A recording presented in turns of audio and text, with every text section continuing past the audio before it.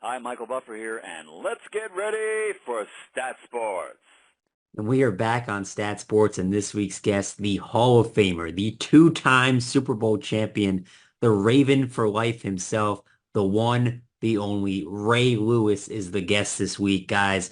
It was a really fun one. I really hope you enjoy it. Let's roll the tape. Let me know what you guys think. And we're back here on Stat Sports, and very, very excited for this one. The Hall of Famer, the two-time Super Bowl champion, one of the best defensive players to ever play the game. If you were an opposing quarterback, an opposing head coach, this guy gave you nightmares for many, many years. The Raven for life, the one and only Ray Lewis. Welcome to the show. Thanks so much for coming on. How you doing today?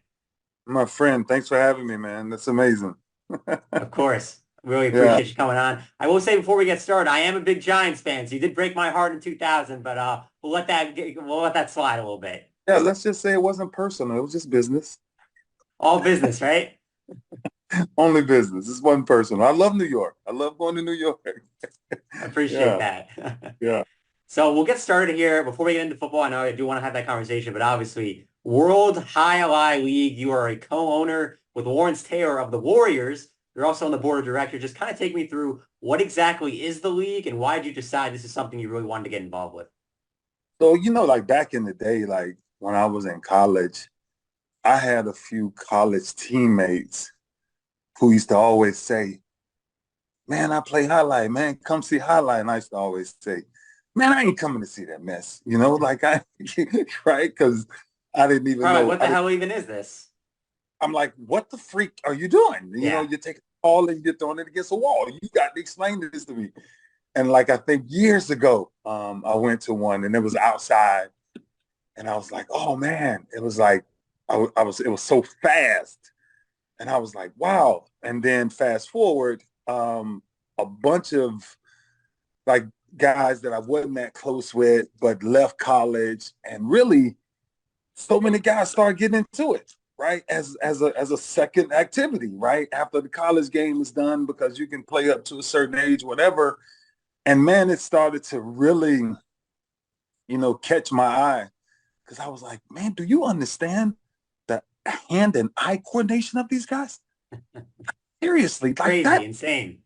man, it's like mentally, like, come because of the world that I'm in, you go to this world, you're like, what the freak? Like, like like cat instincts.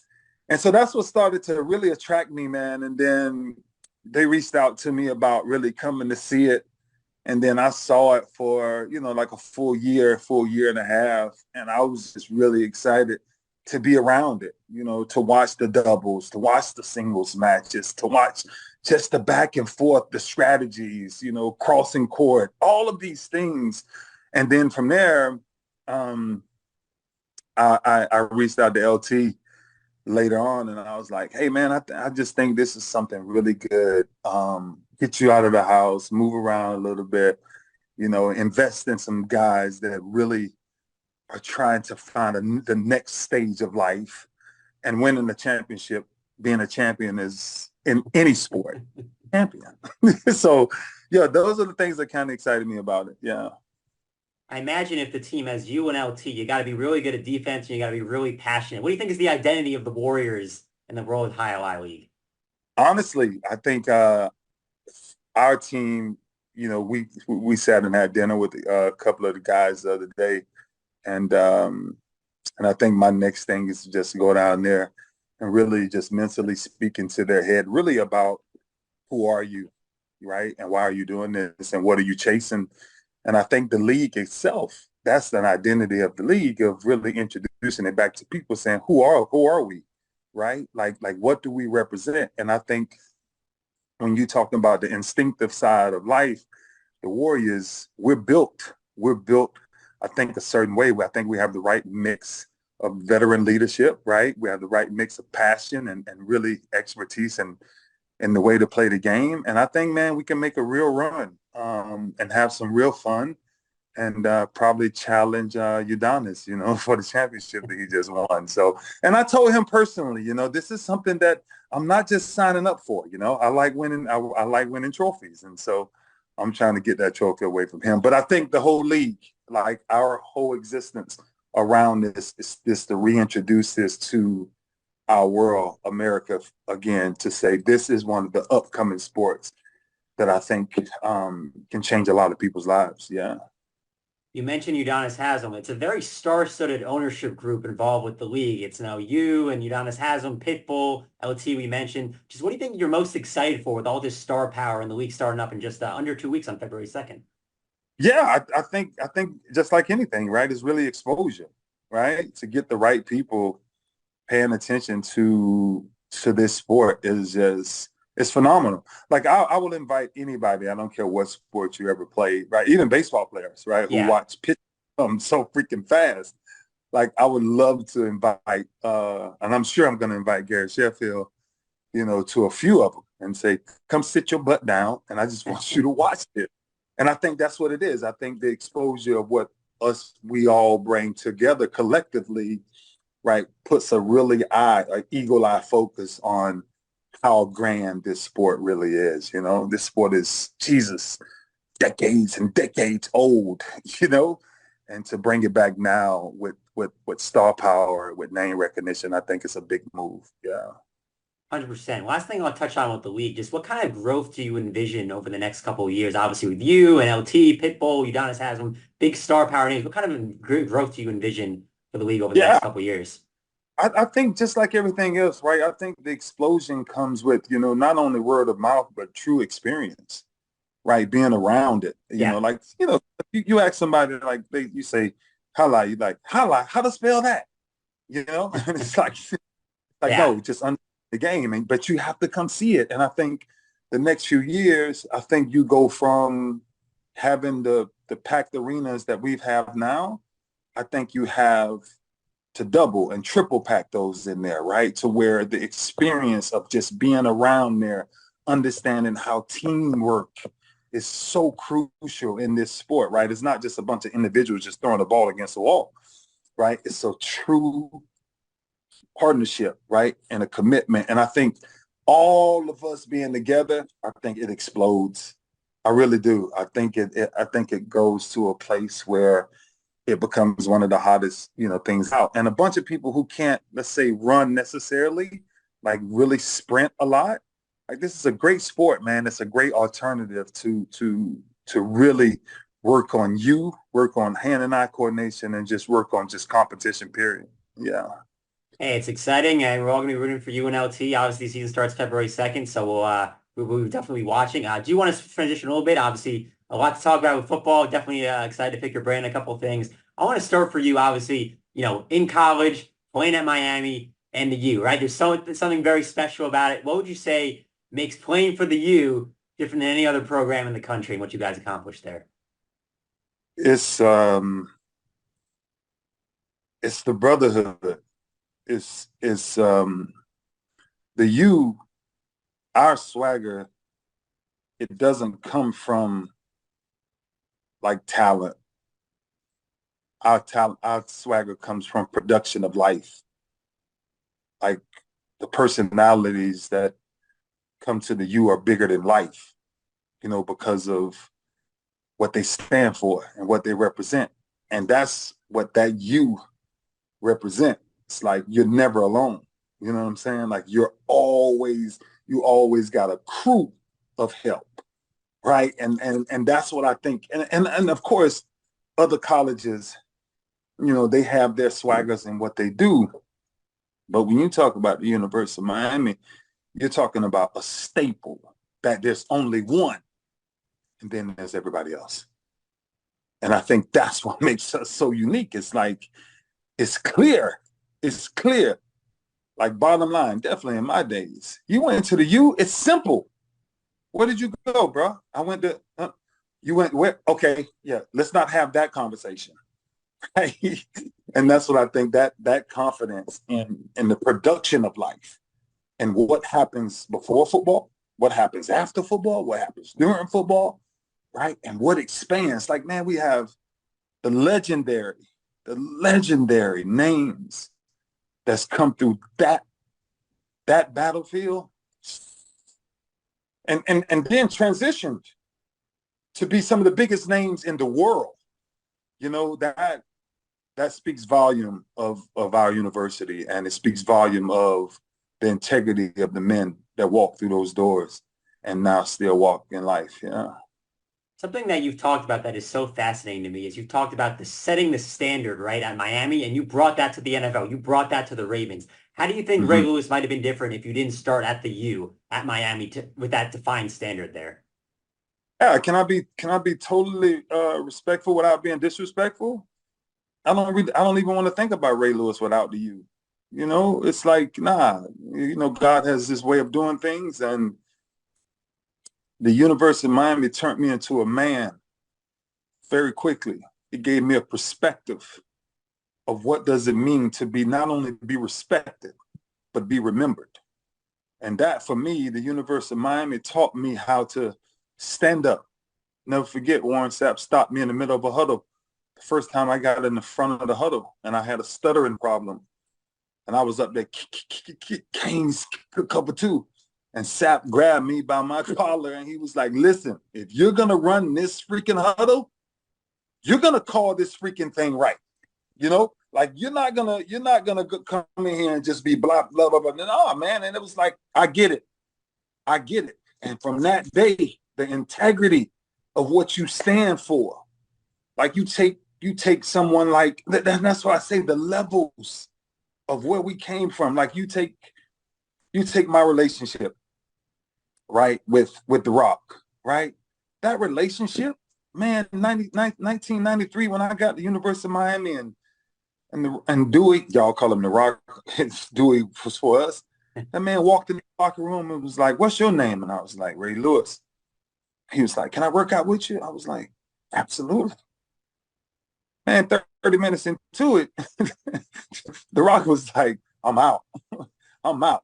And that bond of what we had, man, me and him in the weight room after practice, every day. So we had visions way beyond the game. So what that done for me, I had nothing. I was this poor old kid, right? Fatherless and trying to figure it out.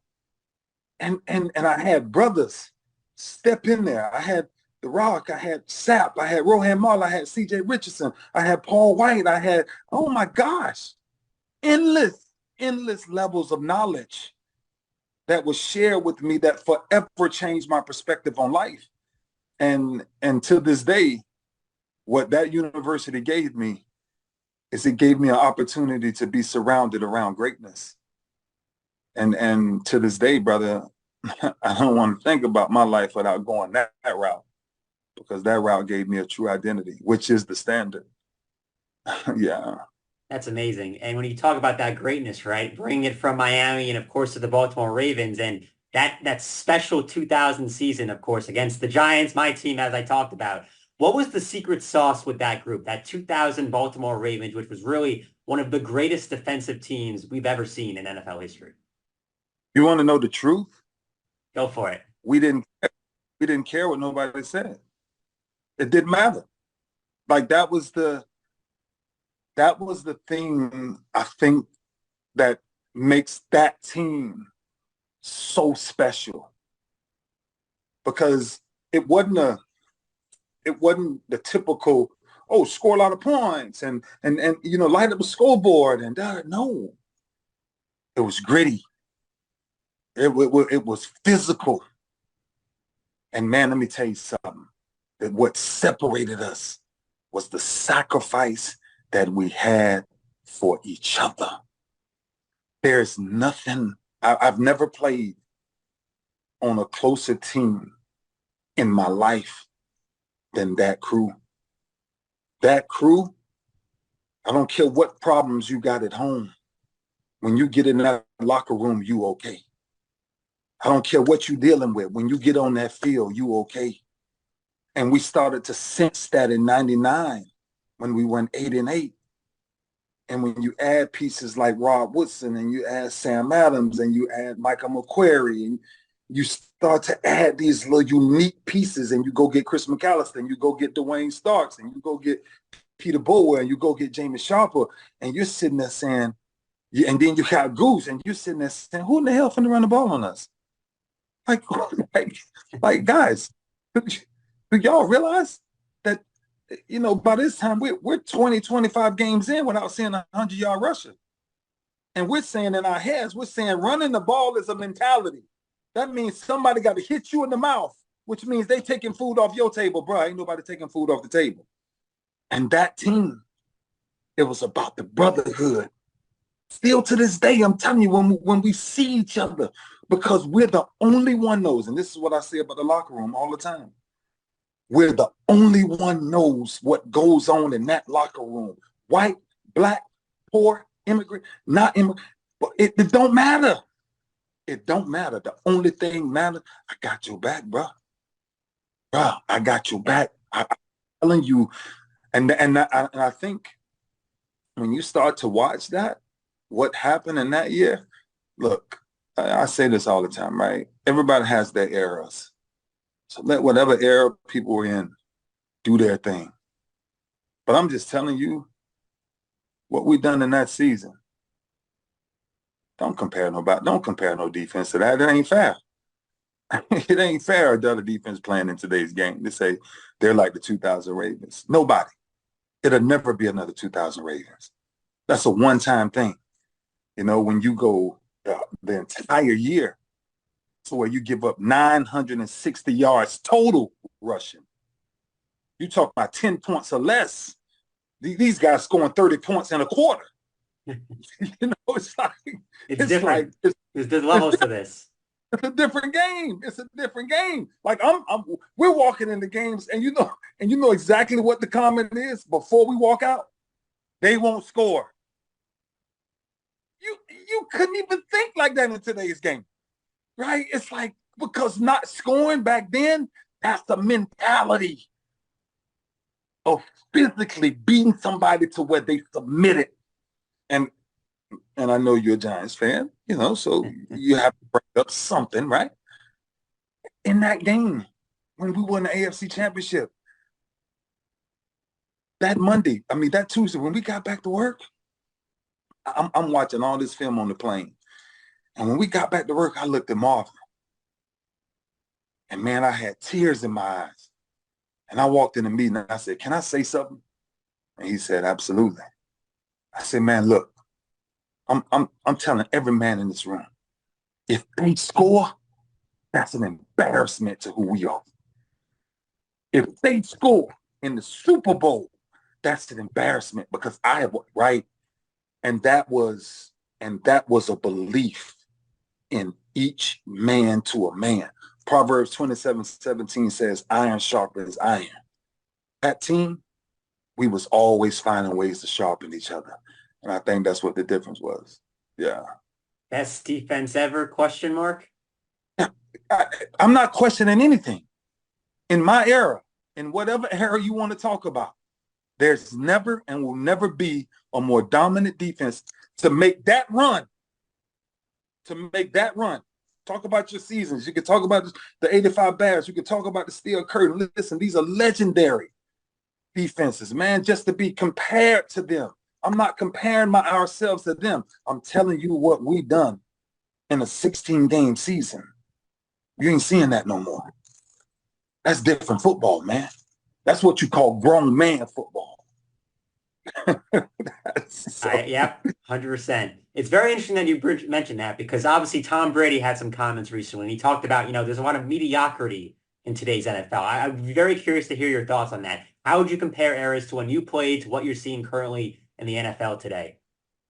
From a defensive perspective, it's painful, because my era,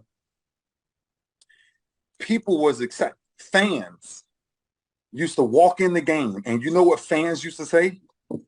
Somebody get knocked out today. 100%. That was the thrill, right? The thrill was, man, somebody get knocked out today. That was part of the price of admission. It was part of the price of admission. And that's the essence. That essence is gone. Like every time you hit somebody hard, the fans are booing defensive players. Like now, defensive players are bad people because they're doing their jobs, right? The hits on the quarterbacks Quarterbacks fake sliding. Oh, I'm not going to slide. Oh, I'm going to stay up this time. Oh, I'm going to throw two muscles up. Oh, but I'm going to cry for a flag. What the freak? Play the game. Bro, if you take these referees out of it, this is why we play the game. If you take the referees out of it, we will play you in the parking lot. And I promise you, in the parking lot, you ain't getting no calls, partner. You ain't getting no calls. We're going to beat the brakes off you. And that's what I'm saying. It's different. It's different. And I think Brady has his own vision coming from a quarterback perspective, right? I'm just telling you, when you watch the game from a defensive perspective, for you not to put permanent residence on somebody coming across the middle, that's a problem. Like, I live here. Like, you see this area, right? I got Ray Lewis owns this area. Yeah. Like, don't come in this area, because that's a bad day. And that has been taken away from the game. And now, I take, now it's just shoo, shoo, shoo, shoo, running up and down. You know, yeah, man. Like, I tell you something. I missed more tackles than I made, but not one tackle that I've ever missed was because of the lack of effort.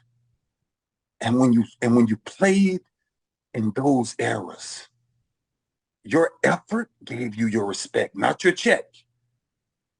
Your effort on what you look like playing against the greatest, going to a Pro Bowl back then, fourth quarter, everybody turns it up.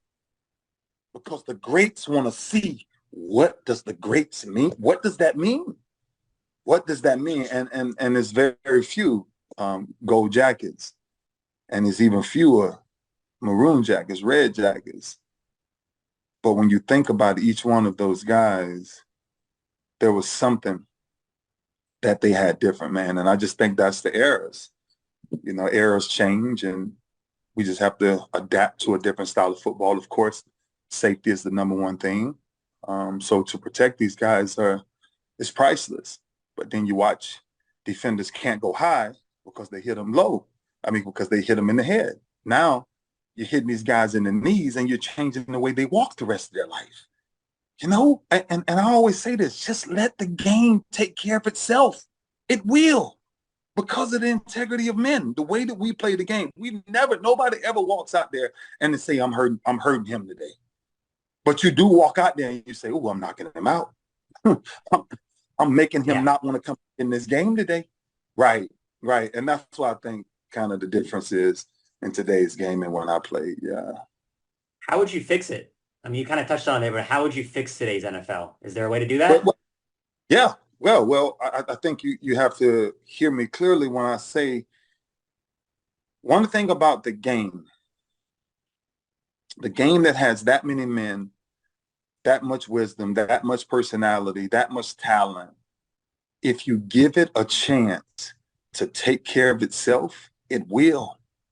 The problem is you're trying to tell a defender just one issue who's coming full speed and doesn't know what the offensive guy is going to do. So he drops his level 2 levels at the last minute, and you've already engaged. Yep. You can't change it at that point. Yeah. You can't. It's impossible football.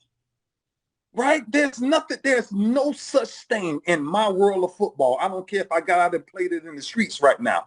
There's no such thing as a defensive receiver. Partner, if you out here, you sign that contract. And you better be ready to take what's coming. That's that's the integrity of the game will take care of itself. It always has. But these flags, it's off. Oh, we can all agree with that. Yeah, we all see that every Sunday. Every Sunday, man. It's a different. I get up all the time, and I walk out of my house because I don't care about. Man, I done missed more tackles. People done faked me out. I done blew coverages. I done did all that. But when you talk about effort, when you talk about the integrity of why you play the game, I didn't play the game. I'm be honest with you. Half of us, my era and back, 90% of them never played the game for money. They played the game to be remembered, right? Like my goal in life when I was at UM and when I got in the league, Legacy. I wanted to know what these mean to be in the category of Dick Buckers, Willie Lanier, Mike Singletary, old school. And then I started watching film, and I said, oh my, that's about imposing your will on another man, right? And that's why I think my era, but I think the game will take care of itself, man. I just think we slow the game down a lot with what we think is a foul, or what we think, oh, you can't, and I hear the commentators all the time, oh, you cannot hit the quarterbacks there. You know, this is just a bad. What are you talking about, bruh? When you give every freaking thing you got, when you are sacrificing everything for your brother, Michael McQuarrie did not have cartilage in his knees. We saw this man with needles getting all of the fluid pulled out of his knees, and this man is crawling to get to a sack. Well, then, damn it, don't stop the crawl, because the crawl is what makes this game tick, not your yellow flags. Yeah. Well said. Well said. You talk about, sacrificing everything for your brother, right? And I just think about the duo with you and Ed Reed on the Ravens and what you guys were able to accomplish. And you had said in an interview at one point I watched where you said you were invincible when 20 was behind you. You were invincible when 20 was behind you. Just describe to me, why was 52 and 20 together such an impossible duo for anyone to stop? 52 and 20 was impossible because of the championship mentality. See, a lot of people showed up when the film came on. But when Ed got to us in 2002, the first thing I asked Ed to do is get on a private jet with us and fly to Jamaica. And me, him, Monty Sanders, and Rohan Marley flew to Jamaica. And it was the hardest 2 weeks of training that any man that got off that plane had ever been through in their life. And we had a rule: if somebody got up and started training, you couldn't complain. You had to get up and go right back to training. And we took 2 weeks and we built the foundation. And I started to share with Ed, look, let's watch film together. Let's see the entire field together, because I'm going to handle the front. You handle the back. And boy, it's going to be a long day for some people. It's going to be a long day. And I'm telling you, the mentality that we created, the excuse box that we took away. Everybody got an excuse. We never made an excuse. We went to work every day. And I'm telling you, with 20 behind me, in the history of this game, once again, another piece of history, right? There's never been two defensive players on the same team to win an award back to back. Defensive Player of the Year. 2002, I told Ed. 2003, I said, bro, I'm in the best shape of my life. I'm telling you, I'm winning MVP. And you look at my stats, and I get it. Quarterbacks this, quarterback that. There was no player in the National Football League that was more dominant than me and Ed Reed in back-to-back years, 03 and 04. And that, the accountability of that, the brotherhood. And then we went to the U. Come on, man. It was this thing. I used to be in the game, and I used to look at him, and I used to say, I'm gone. And I used to say, don't move. And it was instinct because of how much film work we put in. That's, my new book coming out, Championship Mentality, like unlocking your potential. Me and Monty, my trainer of 20 years, like we just wrote this book. And it's interesting because you talk about what made me and Ed that. The brotherhood that we had with four men. Man, iron sharpened iron every day. Like, we wasn't just talking about football. We were mentally blessing each other spiritually, like faithfully, like giving each other food that will change your perspective, change the way you eat, change the way you live, change the way you see life. Ah, man. So to get on the field, Man, go back to those days and watch. I don't care who you put on tape. You put that film on. You got to show me a more dynamic duo than that duo for the years that we had. Yeah. And you guys talked about how you had to win a chip together, right? You couldn't end your career without winning a championship. So to do that in your final year, to go out in the sunset, to win that Super Bowl, what did that mean to you, not just for yourself, but to do it with Ed Reed, to go out together as champions? Let me tell you something.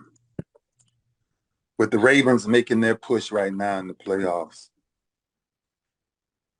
it reminds me of when Jonathan Ogden got off the plane in 1996.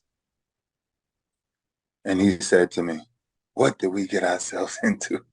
And I said, J.O., just imagine if we're at the beginning of something and we make this legendary. Can you imagine that? And I said, in my last ride, I looked at my guys and I said, this moment is legendary. Like, it'll never be again. And when I came back in those playoffs and I told the guys, this is my last ride, right? I knew I was not physically prepared for the run, but I was spiritually and mentally prepared to lead men. And then we were challenged because everybody started getting hurt. It was crazy. So then this thing happened where we had to write in this jar and just give up certain things to go on this 4-week ride. What are you giving up? What are you sacrificing? And every day I got up, although my pain was so excruciating, the brotherhood overrode my pain. When I walked in the locker room and sat down, they didn't see me limping because the limp straight up. But just because they believed. General, Terrell Suggs used to look at me and say, General, lead us. You know, his famous words would be, Maximus, lead us, you know? And that ride to end the way it ended. Because first of all, if the lights don't go out, man, we punish them. We punish That's a them. fact. That's a fact. You can say, call it what you want to call it. Right? We come out of halftime, we got 2-3 turnovers back to back to back. Oh, man. But I'm telling you, on that goal line, to end my career, if anybody asks me, would you want youth back in that moment? I wouldn't trade nothing because I was so present in that moment, looking in my guys' eyes, saying, one play. I just need one play. I don't need you to be a hero. I need one play. And all 4 downs, man, to see my career end like that. It's funny how life goes, but the way it started and then the way it ended, only God can write that script. There was no chance you guys were ever losing that game, right? In your final game? What do you mean? No, like, that's what I'm saying. Like, I'm still trying to find out who turned out these lights. I'm still looking for the people who, this is almost $1 trillion business. Now in the hood, your lights might turn off on Fridays. But this is $1 trillion business. Beyonce just performed. Come on now, for Beyonce, you know you need some juice. And next thing you know, the lights go out. So anyway, I just think, man, it was our time. You know, when we lost in 2011, the AFC Championship in New England, I gathered the team to tell them life is about moments. Pick your heads up. There is somebody who's going through way worse than we went through. Yeah, this is our business, but it's still a game. When you walk out of this locker room, this life, how can you encourage someone to pick up their heads? You know what I just walked out of this morning? A screaming mother that her 17-year-old child just died from cancer. Bruh, now, let's suck it up. Let's become men. And let's come back here at this same spot next year and let's finish it. And we came back. And you're talking about a gauntlet? This is my greatest storytelling moments when you talk about a gauntlet. Andrew Luck came to Baltimore, lost. We go to Denver in one of the most classic games ever against one of my favorite people in the world, Peyton Manning. We did the impossible. We then go to New England where they got skyboards, paid $2 million to my countdown of my retirement. But they forgot, touch not my anointing and do my prophets no harm. I was on a chosen mission. And when we went in there and whooped them in New England, we got to the Super Bowl and capped them running around and them boys, Navarro Bowman, Patrick Willis, and I'm like, my goodness, them boys remind us of a young us. One thing about that Serengeti, when you find a young lion come across there, there's an old wise one. And we had enough wisdom to pull that out, man. So I'm just telling you, like, that last ride, I tingle. My head tingles every time I see confetti drop. Because that's what my moment ended like when it comes to sports. During that magical 2012 season, Ray, you tear your tricep in October and you tell coach, you say, don't put me on IR. Do not put me on IR. Just how did you be able to just persevere through that moment where, it looked like that you were not going to be able to win that championship with Ed and everything was not going to end the way that it obviously ended up doing. Just take me through your perseverance there. Yeah, that was one of those, it was one of those tests, like, that's why I always say on the other side of pain, there's glory, but you got to get to the other side of it, and when I tore my tricep against the Cowboys, I'll never forget my doc looked at me and she says, I'm so sorry your career ending like this. And she sees me smiling and I'm like, I'm not done. And I call Ozzie, who was the general manager at the time. And I said, Ozzie, don't put me on IR. He was like, what do you mean? I got to go through the league grade. Like, you got a torn tricep. Like, nobody's ever come back from that. I said, then I got my answer. Do not put me on IR. And that's what I'm telling you, man. Like, when your faith is connected to the principles of the kingdom, then the world excuses and the world reasons why you can't come back, man, that's irrelevant. God didn't say it. God said, I made you a certain way and guaranteed. Now, you got a lot to go through. Faith without works is dead. So you got a lot to go through. You got weeks of seeing 6 and 7 doctors a day. You on a plane with doctors on a plane flying to see your son play in his last game. And oh my gosh, you're trying to come back. You re-tear the tricep. And you're looking at yourself saying, Lord, what? Okay, I get it. But I'm telling you, physically, I can barely walk. I got feet that I'm at that point. Never forget, after Denver game, Peyton Manning rushed over and got dressed and met me outside the locker room.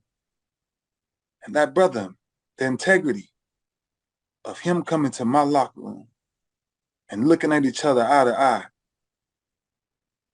it was a mission. I was on a mission. And the mission, it wasn't really about, it was about trying to win.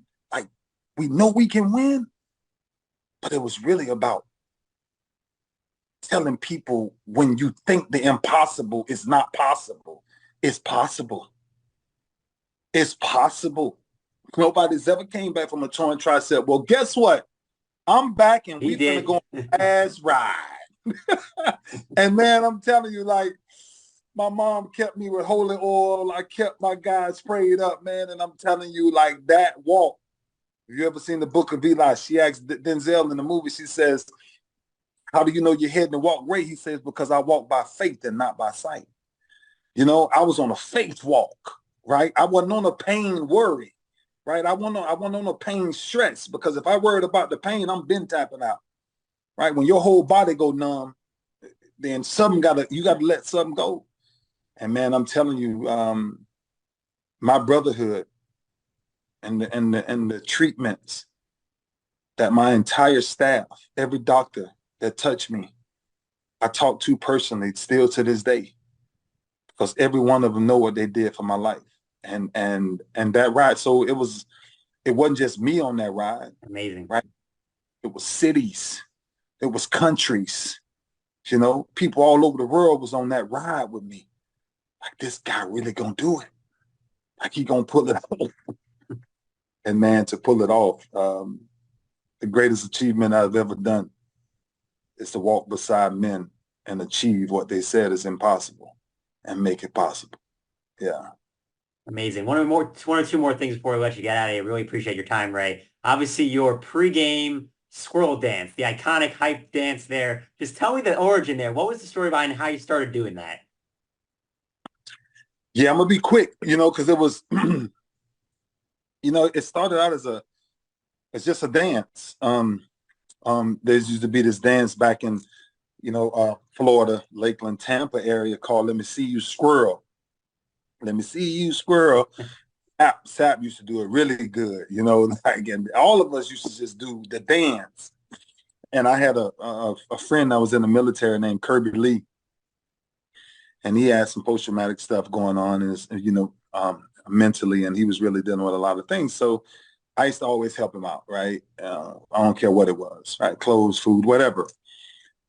And every time I used to come home, Curb has this energy. And he used to always say, I got a new dance. I got a new dance. I got a new song. I got a new song. And one day I come in and we're standing in the street, and he said, I got this dance for you. And he said, let me see you squirrel. And he started doing this dance. And I said, oh my gosh. I said, what is that? Like, he said, that's the squirrel, baby. That's the squirrel. And after that, I said to him, I said, I'm going to do that on television. And he was like, no, you're not. No, you're not. I said, I'm going to do that on television. I said, I'm going to put Lakeland, Florida on the map. And I came back and I went back home and I practiced it for weeks on what it looked like in the mirror. And I started taking that dance and then I started making it into a moment. So I took a little bit of rhythm out of it and made it into a moment. And at first it was just raw. And I remember coming out, I was talking to Marvin Lewis, and I said, Marv, they're going to introduce the defense, you know, this game. I said, you think I could do something when we come out of the tunnel? He was like, you know, we need some excitement, like whatever. And man, I came out that tunnel and I done that dance. And Twitter was broke 20 years before Twitter even existed. Everything was broke. Emails was like, he has to do this every week. Iconic. And then I called Nelly and I asked Nelly, I said, bruh, can I rep your song? And Nelly was like, bruh, crazy honest, do your thing. And then the entrance evolved, and I'm gonna be quick, from the movie Gladiator. Yeah. When Mac walked into the arena, grabbed his dirt, put it in his hands. I walked out the tunnel, grabbed my grads, put it in my hands, and that was the war cry. So that's what it turned into. And then it turned into this spiritual thing, because to the right was for the Father, to the left was for the Son, and to the middle was the Holy Spirit in one. So yeah, it became fun. That's hilarious. Yeah, that's amazing. So you played in a golden era of quarterbacks. You think about Tom Brady, Peyton Manning, Ben Roethlisberger, Drew Brees, Eli, Philip Rivers, to name a few. Just in your mind, who was the biggest quarterback? Who was the biggest pain in the butt to go up against on the other side? Yeah, that for me, you know, I had two, Brady and Manning. But if you know, when you talk about that battle, that type of battle, it was probably me and Peyton. It was just iconic, you know, the attention to detail, the way that he studied film, the way that he understood the offensive scheme, and every check that needed to check, he needed to make, every coverage, he knew what was coming. And from a defensive player, I used to ask coordinators, like, why defensive players don't know it the way quarterbacks know it. So I wanted to learn it like that. And it became to be Peyton, man. And every time I used to play Peyton, it was one thing I said, I want to say 2006 when we made that run. And we walked in there and I looked at Ed Reed and we watched film. And I said the boldest statement ever to Rex Ryan.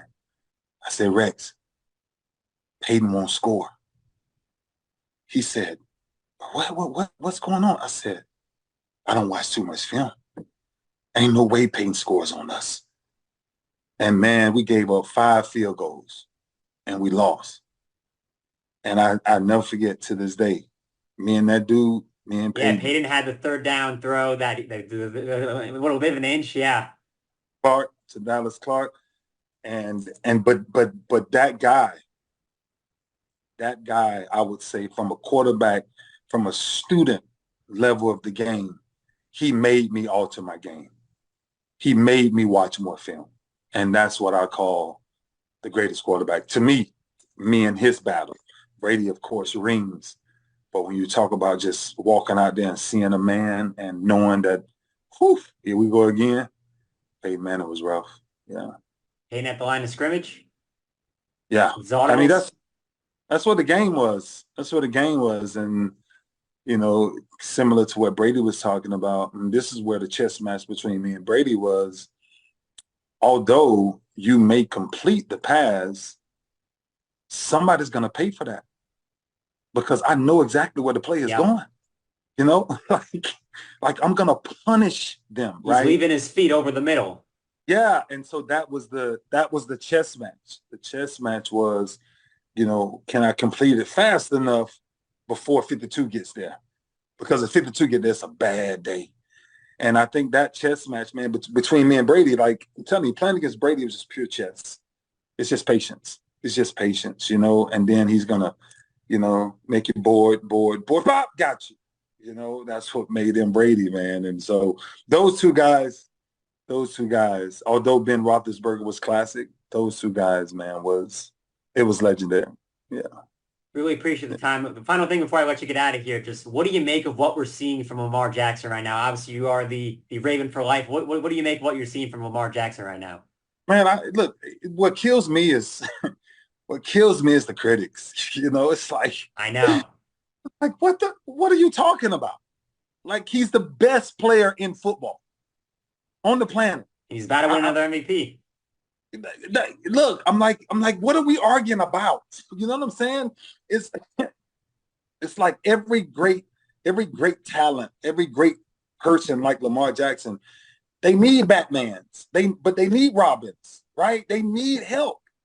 And now that he finally got help, man, I'm telling you, Lamar sees the game totally different because Lamar has a very rare gift, right? A lot of people think the gift is his speed. It's actually the gift of awareness.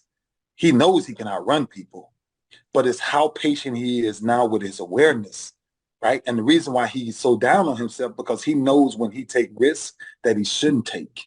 But watching this kid play football is what you call masterful. Back in the day, I used to run in the house to see Michael Jordan play football. I'm running in the house to see Lamar. Like, I look at him. Yeah. Don't nobody bother me. Let me focus in on them 8. Because 8, and this is what I told him. I never forget it, man. When he got off that plane and he came straight to the house in Baltimore and I was in the basement working out. And I said, listen to me. This will be your city. Play it out. You got to go through what you got to go through. With Joe still being here, I said, young man, play this out. Because this right here, I've done it. I'm telling you, it's doable. And don't listen to all of these critics and what you can't do. Yeah, fall, but keep getting back up. And Lamar Jackson is not only the reason why we're here. Lamar Jackson is the reason why every man walks in that locker room and know they can win. That's special. And I'm glad that I'm on his side. I don't have to pick no one else. I'm a Raven the rest of my life. And this weekend, it's going to be special because Lamar, if Lamar wants to be taken serious, Lamar has to beat Patrick Mahomes in the playoffs. It's that simple. And I get to witness that. And I don't have to sweat for it. I can. So I just think he's dynamic and he's such a humble kid and he loves God with all of his spirit and just fabric of who he is, man. He's just a freaking awesome guy.